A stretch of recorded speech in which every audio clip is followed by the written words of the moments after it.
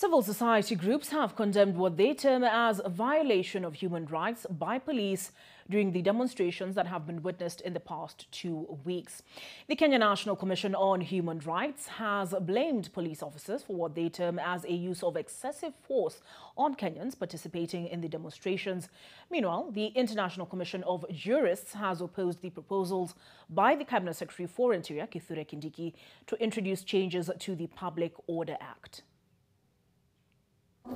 According to the Kenya National Commission on Human Rights, the police have used excessive force to disperse Kenyans participating in the Azimio la Umoja One Kenya demonstrations, hence preventing them from exercising their democratic right. The Human Rights Agency has also condemned the police for what they say is denying the media the freedom to cover the protest in a safe manner, following cases of journalists being harassed by the officers. Several persons, including demonstrators, police officers, journalists, and innocent civilians, have sustained various degrees of harm and injury, which include gunshot injuries. We condemn the use of excessive force by the National Police Service to silence demonstrators.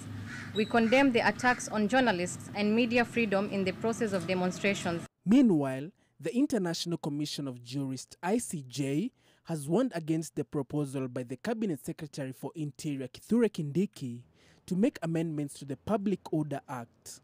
The Commission says that some changes proposed to the Article 37 go against the spirit of the Constitution. The CS, through a statement on Sunday, proposed to introduce 10 changes to the law. Further, the ICJ has urged the police to work independently without being seen to favor any side, so as to protect all Kenyans as required by the law.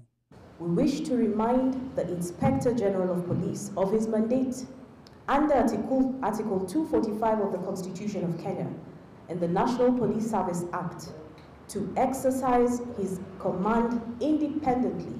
Elsewhere, the Presbyterian Church of East Africa, PCEA, has urged the leaders of Kenya Kwanza and Azimio la Umoja One Kenya to hold a dialogue for peace to prevail.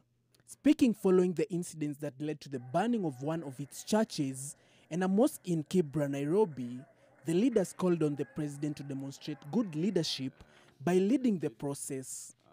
Former Agano Party presidential candidate David Mwaure has also called for cessation of all hostilities and violence, asking for the leaders to give dialogue and mediation a chance. This is a call for a sober conversation, not chest thumping, as we see from every side of the divide. The institutions have also urged the Azimio leadership to promote the spirit of unity within the country and called on them to desist from utterances that could fuel insurgency. Martin Mwangi, NTV.